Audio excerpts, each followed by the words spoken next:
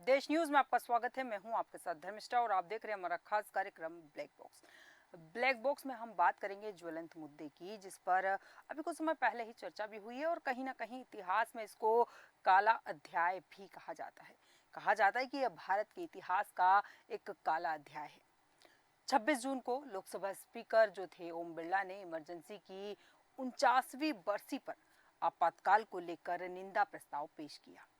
इससे पहले प्रधानमंत्री मोदी और राष्ट्रपति द्रौपदी मुर्मू भी आपातकाल पर तत्कालीन इंदिरा गांधी सरकार की निंदा कर चुके थे। भारत के इतिहास में 25 जून 1975 के उस दिन को हमेशा एक काले अध्याय के रूप में जाना जाएगा और इसी दिन तत्कालीन प्रधानमंत्री इंदिरा गांधी ने देश में इमरजेंसी लगाई और बाबा साहेब अम्बेडकर द्वारा निर्मित संविधान पर प्रचंड प्रहार किया था। ये बात लोकसभा स्पीकर ओम बिरला ने निंदा प्रस्ताव को पेश करते हुए कही। इस बयान को लेकर कांग्रेस ने लोकसभा स्पीकर की कड़ी आलोचना भी की है। हम आपको बता दें कि इमरजेंसी एक्चुअल में है क्या।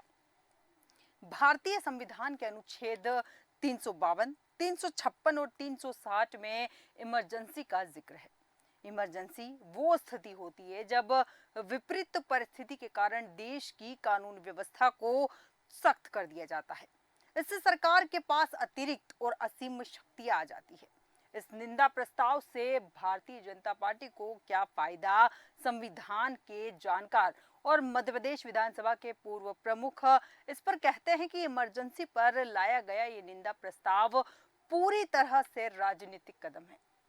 पूरे चुनाव में संविधान एक मुद्दा बना और इंडी गठबंधन ने बाबा साहेब के संविधान पर भाजपा को खतरा भी बताया, जिससे विपक्ष एससी वोटों को बटोरने में काफी हद तक कामयाब भी रहा। ऐसे में इमरजेंसी पर निंदा प्रस्ताव लाकर बीजेपी जनता को यह संदेश देना चाहती थी कि संविधान पर कांग्रेस खतरा है। निंदा प्रस्ताव पर पॉलिटिकल एक्सपर्ट जो थे उनका कहना है, वो बताते हैं कि इमरजेंसी के समय कई समाजवादी नेताओं को भी इंदिरा सरकार ने जेल भेजा था। इसलिए बीजेपी निंदा प्रस्ताव के जरिए विपक्षी एकता को तोड़ने का प्रयास कर रही है। प्रस्ताव लाने के पीछे दूसरी वजह है कि चुनाव के समय से ही बीजेपी पर संविधान के दुरुपयोग का आरोप लग रहा है। ऐसे में प्रस्ताव के जरिए बीजेपी कांग्रेस को संविधान का दुरुपयोग करने के मामले में कटघरे में खड़ा कर रही है। जेपी से लेकर अटल तक इमरजेंसी में गिरफ्तार किए गए थे। इमरजेंसी के चलते देश भर में रैलियां और आंदोलन पर रोक लगा दी गई थी। इसके चलते जगह जगह पर लोग विरोध प्रदर्शन करने के लिए सड़कों और गलियों में उतरने लगे।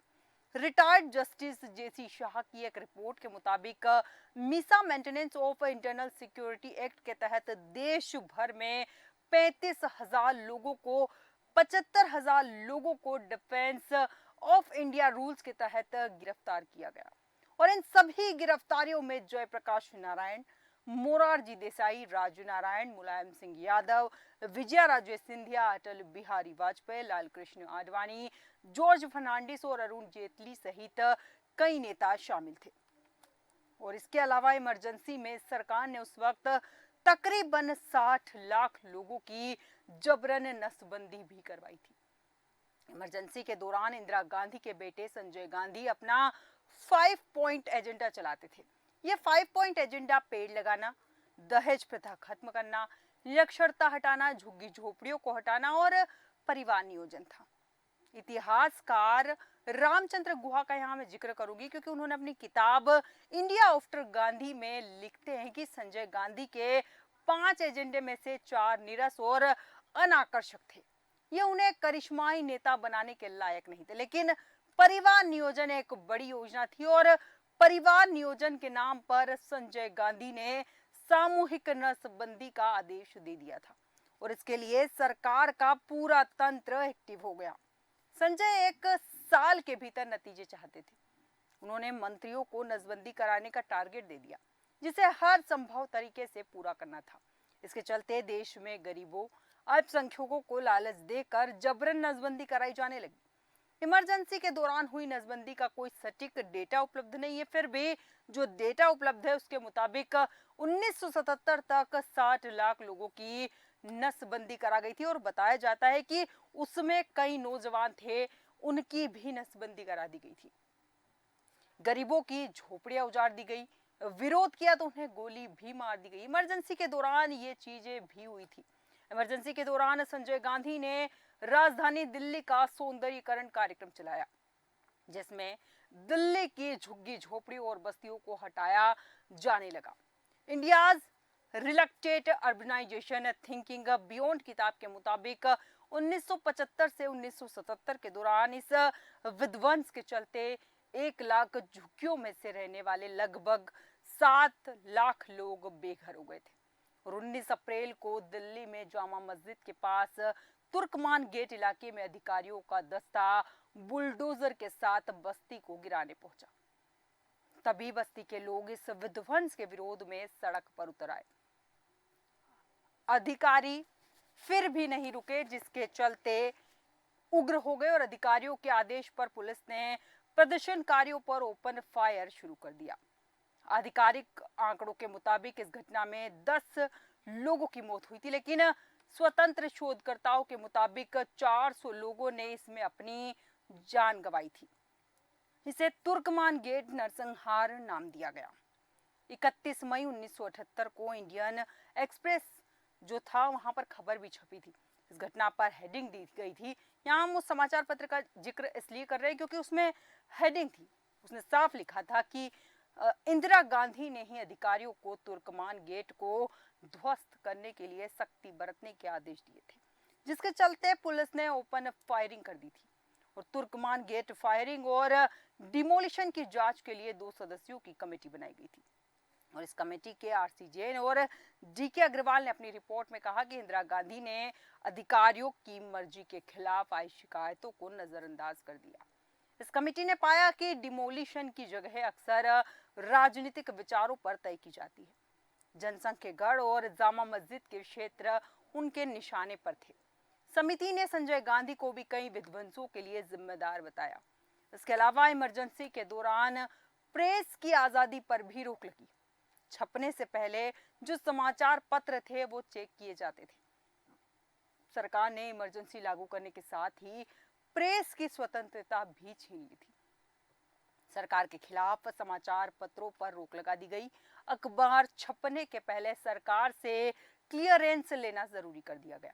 इस दौरान लगभग 3801 अखबारों के डिक्लेरेशन को रद्द कर दिया गया था और सरकार के खिलाफ लिखने वाले 300 से ज्यादा पत्रकारों को जेल में डाल दिया गया। सेंसरशिप इतनी कठोर थी कि अगर सरकार के खिलाफ कोई खबर छप जाती तो सेंसर अधिकारी को सस्पेंड कर दिया जाता। कुलदीप नैयर अपनी किताब इमरजेंसी रिटोल्ड में लिखते हैं कि स्टेटसमैन अखबार ने फोटोग्राफर रघु राय की खींची फोटो छापी थी। इसमें एक आदमी अपने परिवार के साथ गुजरता दिखता है और उसके चारों ओर बड़ी संख्या में पुलिस खड़ी है। कैप्शन में कहा गया था कि चांदनी चौक में जीवन सामान्य था और एक सेंसर अधिकारी ने फोटो को समझे बिना पास कर दिया। अगले ही दिन उसे सस्पेंड कर दिया गया। अब हम आपको बताते हैं कि निंदा प्रस्ताव एक्चुअल में होता क्या है। निंदा प्रस्ताव का जिक्र संसद की booklet practice and procedure of parliament के चैप्टर 26 में किया गया है। निंदा प्रस्ताव को लोकसभा और किसी भी राज्य की विधानसभा में लाया जा सकता है। निंदा प्रस्ताव हमारे संविधान में यूके की पार्लियामेंट से ली गई और एक प्रक्रिया है। इसका मकसद किसी भी सरकार की नीतियां, मंत्रियों या फिर पूरी सरकार की निंदा करना है या फिर उनसे पूरी तरह असहमति जताना।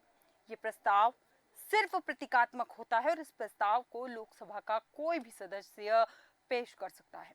इसके लिए सांसद को प्रस्ताव पेश करने का उद्देश्य और कारण नोटिस देकर लोकसभा स्पीकर को बताना होता है।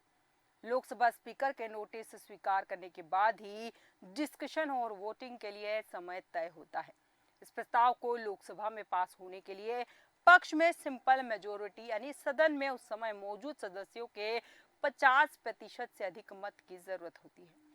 भारत या उसके किसी भी हिस्से की सुरक्षा को किसी तरह का खतरा होने की स्थिति में इसे लागू किया जा सकता है।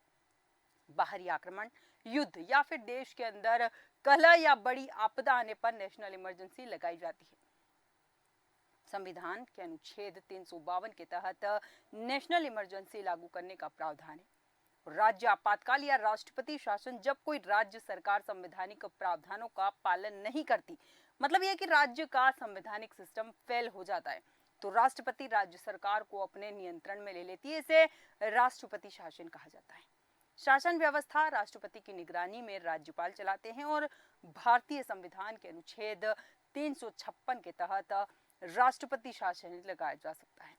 वित्तीय आपातकाल जब देश की आर्थिक मंदी बहुत बढ़ जाती है, सरकार के पास देश चलाने के लिए पर्याप्त पैसा नहीं होता, तब वित्तीय आपातकाल लगाया जा सकता है। संविधान के अनुच्छेद 360 में वित्तीय आपातकाल लगाने का प्रावधान है। देश पर सरकार का कंट्रोल होता है। जब आपातकाल लागू होता है तो आम व्यक्ति के अधिकार सीमित हो जाते हैं। जरूरत पड़ने पर सरकार कुछ अधिकारों पर कुछ समय के लिए रोक लगा सकती है। इमरजेंसी के दौरान केंद्र सरकार का राज्य सरकारों पर पूरा कंट्रोल आ जाता है। इसके कारण राज्यों के फैसले भी केंद्र सरकार ले सकती है और राष्ट्रीय सुरक्षा में खतरा महसूस होने पर किसी भी व्यक्ति को सरकार बिना ट्रायल के गिरफ्तार कर सकती है। सरकार के पास देश हित में नागरिक की संपत्तियों को जब्त करने का अधिकार आ जाता है और सरकार मीडिया पर सेंसरशिप भी लगा सकती है। अगर सरकार को लगता है कि कोई खबर या लेख देश की व्यवस्था को बिगाड़ सकता है, तो उस पर भी यहाँ रोक लगाई जा सकती है। अब सवाल ये उठता है कि इमरजेंसी जैसी चीज क्यों लगाई गई, क्या इसका कारण था और क्या वास्तविकता में इमरजेंसी लगाने की जरूरत थी? ये सारे सवाल कटघरे में है और यही सवाल लगातार भारतीय जनता पार्टी कांग्रेस से पूछती है और कांग्रेस इसके बदले में जवाब देने की बजाय हर बार अपने कान या अपने कदम कहें पीछे खींच लेती। कारण उसका सिंपल सा है कि उन्हें भी पता है कि इमरजेंसी केवल सत्ता को बचाने के लिए लगाई गई थी। हमारे आज के खास कार्यक्रम ब्लैक बॉक्स में इतना ही। बने रहिए देश न्यूज के साथ।